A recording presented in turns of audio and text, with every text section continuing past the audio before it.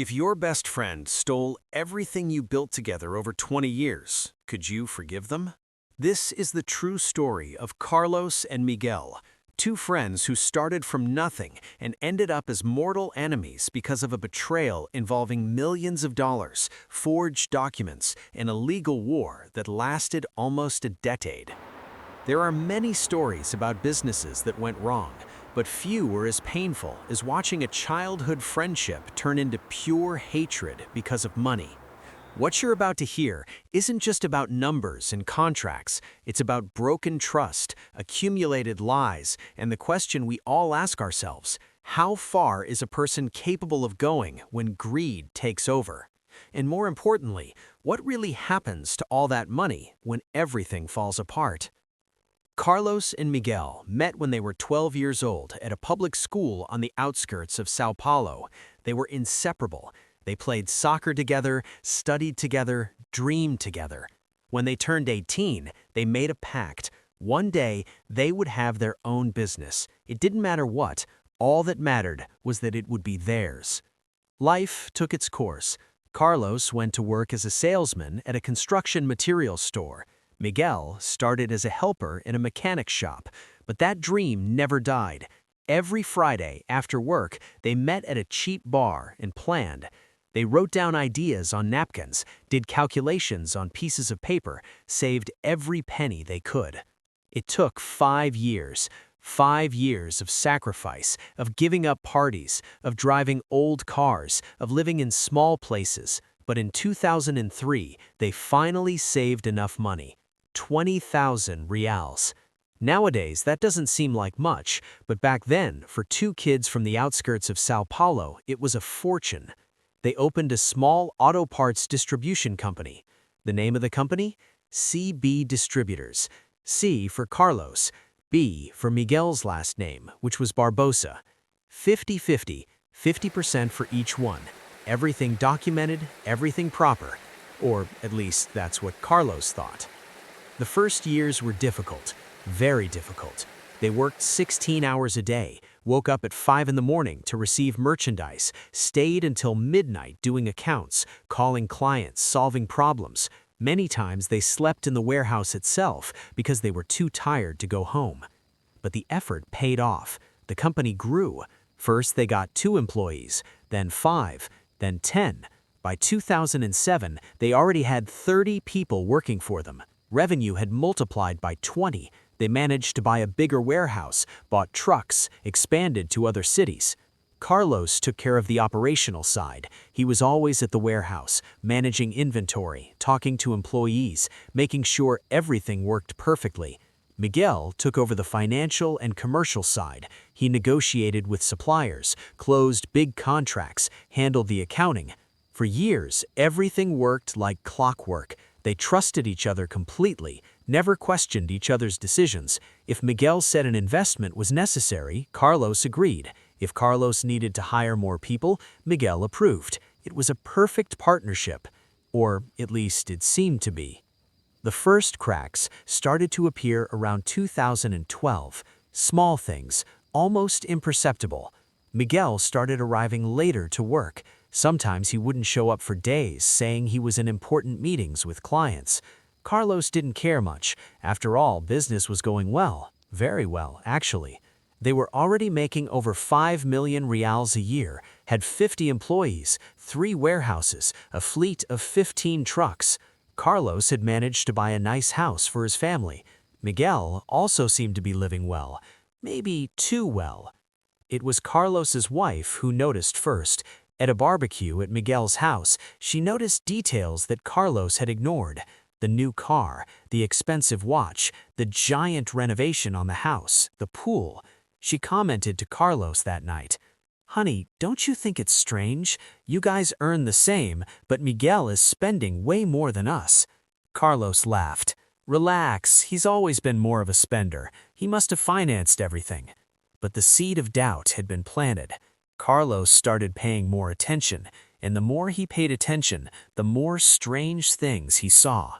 One day, he needed an old company document. He went to Miguel's office to look through the files. Miguel wasn't there. While searching, Carlos found a folder that shouldn't be there. Inside were bank statements from an account he didn't know about, an account in the company's name, but one Carlos had never seen. He photographed everything with his cell phone. That night, he analyzed each page. What he saw made his stomach turn. Huge transfers, giant withdrawals, everything going to a personal account, Miguel's personal account. Over the past 3 years, Miguel had embezzled almost 2 million reals from the company. Carlos couldn't sleep that night. He didn't want to believe it. There had to be an explanation. Miguel was his best friend, his brother. They had built everything together. It had to be a mistake. The next morning, he confronted Miguel, showed him the photos, asked for an explanation. Miguel turned pale. For a moment, it seemed like he was going to break down and confess everything. But then something changed in his face. His eyes became cold, hard. "You don't understand finances, Carlos. These are advances I was entitled to.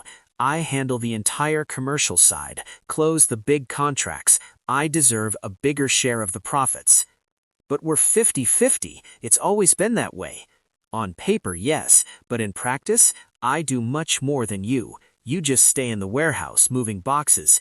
Anyone can do that." Carlos felt like he'd been punched in the stomach.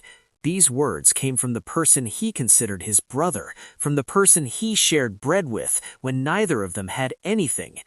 "You're stealing from the company, from our company." "I'm not stealing anything. I'm taking what's rightfully mine, and if you don't like it, we can dissolve this partnership right now." It was from that moment that everything completely fell apart. Carlos looked for a lawyer. He discovered the situation was much worse than he imagined.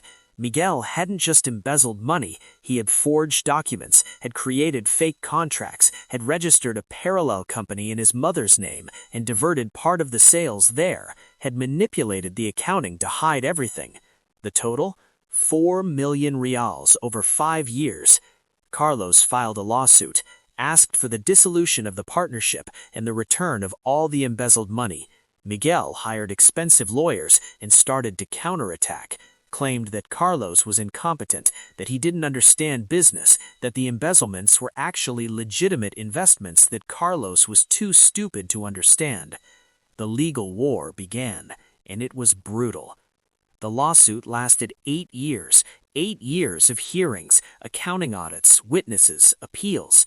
During this time, the company they had built together went bankrupt. Neither of them could make decisions because everything needed judicial authorization. Clients left, employees were laid off, suppliers cut credit. In 2015, CB distributors closed their doors. 50 people lost their jobs. 20 years of work turned to dust. But the lawsuit continued. Now it wasn't about saving the company anymore. It was about who would get the remains, the warehouses, the trucks, the debts, and especially who would pay for what was stolen. Carlos spent everything he had on lawyers, sold the house he had bought, went back to renting. His wife almost asked for a divorce because of the stress. His children grew up watching his father consumed by rage and bitterness. Miguel also suffered, but differently. He managed to hide much of the money he had stolen, put it in relatives' names, invested in real estate through shell companies. His lawyers were good, very good. They managed to delay the process in every way possible. The decisive moment came in 2019, 7 years after the lawsuit began. An accounting expert finally managed to track Miguel's entire scheme, all the accounts, all the transfers, all the fake documents. The judge saw everything. The sentence was devastating for Miguel. The judge determined that he had, in fact, committed fraud, document forgery, embezzlement. Miguel was ordered to return the 4 million reals, adjusted for inflation. The total reached almost 6 million. In addition, Miguel had to pay compensation for moral damages, another 500,000. Carlos had won, at least on paper. But here's the part nobody tells you about lawsuits. Winning in court doesn't mean you're going to receive the money. Miguel declared he had no assets, that he had lost everything, that he was bankrupt. The properties he had bought with the stolen money were in third parties' names. Proving they were his would be another lawsuit, more years, more money on lawyers. Miguel's personal bank account had 3,000 reals. He had an old car in his name, nothing else. Carlos managed to seize that car, sold it for 22,000 reals. From a debt of over 6 million reals, he received 22,000 reals.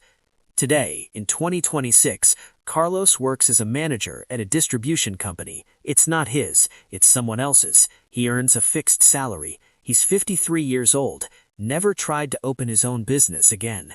Miguel, he lives in a reasonable house in a middle-class neighborhood, drives a car that's in his mother's name. Technically, he still owes over 6 million reals to Carlos, but he doesn't pay, can't pay, or at least that's what he claims. Every 2 years, Carlos's lawyers try to find new assets of Miguel's, so far, without success. What really happens to the money when